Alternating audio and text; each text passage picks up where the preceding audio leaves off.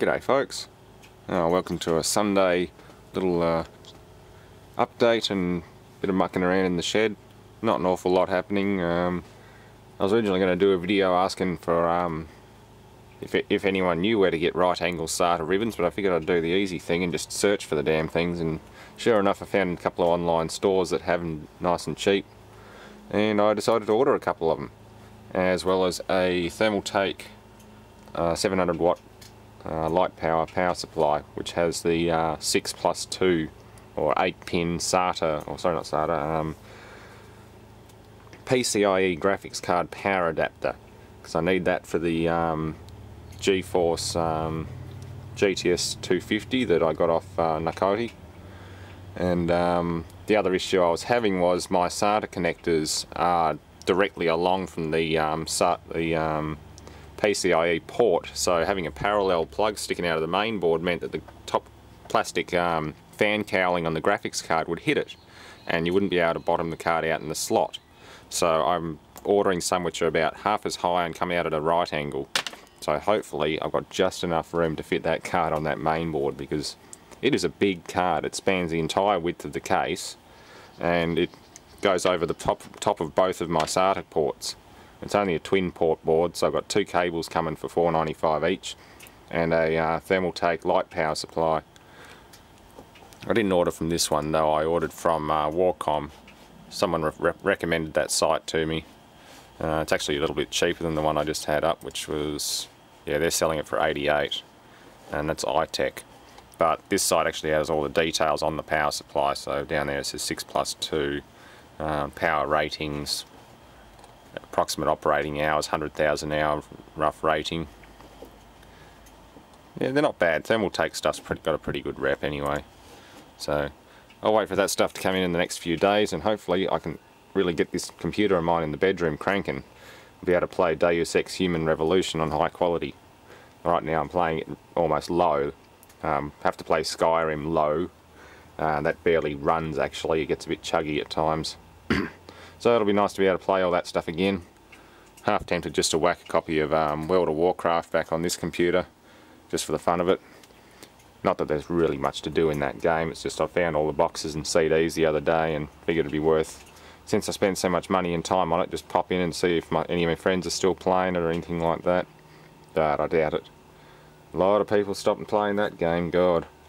I'm waiting for Guild Wars 3 or Guild Wars 2, sorry, I think that is. Or Terra Online.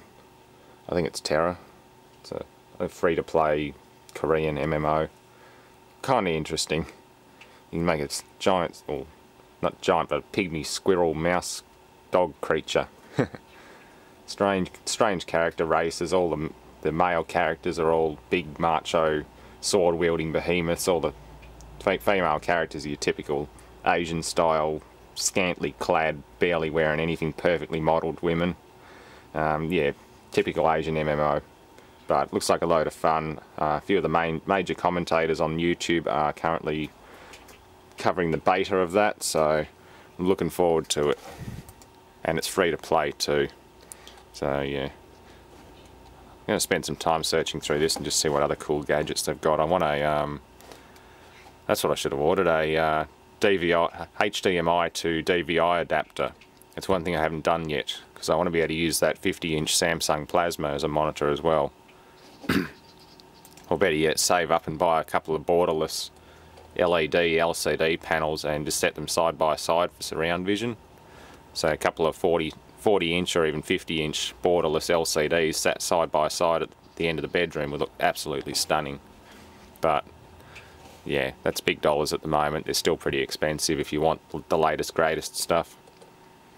Anywho, it's a wonderful day outside, so I guess I better get out there and do something. It's nice and cool in here. I haven't even turned the lights and things on properly, but it's warming up outside. What is that? Oh, it's a multi-pin SATA power connector. Yeah, that's for if you're running a rack of so many drives, you just plug into one and plug them all in.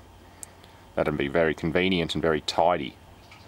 One thing I used to hate was having so many ribbons and cables and things flying around inside your casing. You just couldn't do anything and you obstructed your airflow. But nowadays with SATA replacing those big bulky IDE ribbons, that's fantastic. Likewise, something I just forgot was that I'd like to thank all the fans and the subscribers and pretty much everyone for pushing past 6,000 subscribers and 6.5 million views. Actually 6,652,000. Well, sorry, 6,652,000. That's doing pretty good, guys and girls. So yeah, thanks for all the input. Information is, well, knowledge is power, essentially. That's what I like to believe.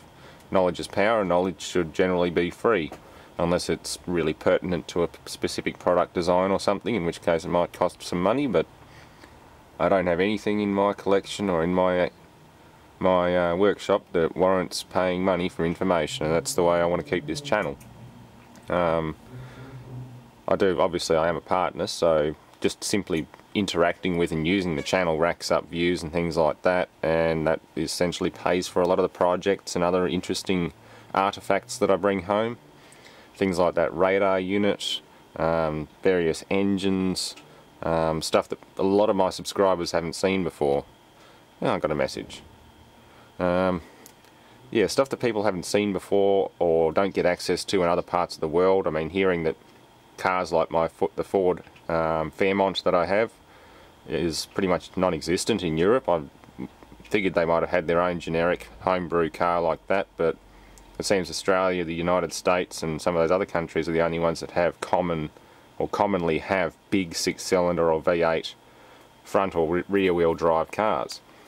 And yeah, Australia is just one of the big open places where you need a big car like that if you live out in the country. Little cars just don't really cut it, and they're not very stable at high speeds, so most people go for the Ford Falcon or the Holden Commodore. They're both a big rear wheel drive 6-cylinder or V8 car. They come with the option of 6 or 8 cylinders, and now recently I think they're going to dedicated LPG engines which run much higher compression, direct gas injection, all that sort of stuff. They're not too bad as far as efficiency is concerned. And also high-tech common rail diesels. Similar large engines, like 3 litres plus, I think, or maybe 2.5, 2.7 for the diesels. But yeah, we're getting 4 litre straight 6 direct injected gas or LPG propane engines. So really good stuff. Anywho, we better get on with the rest of it, and I'm going to post some little snippets of stuff that I've had floating around on the hard drive for the last week and just haven't found any way of putting it together. So enjoy.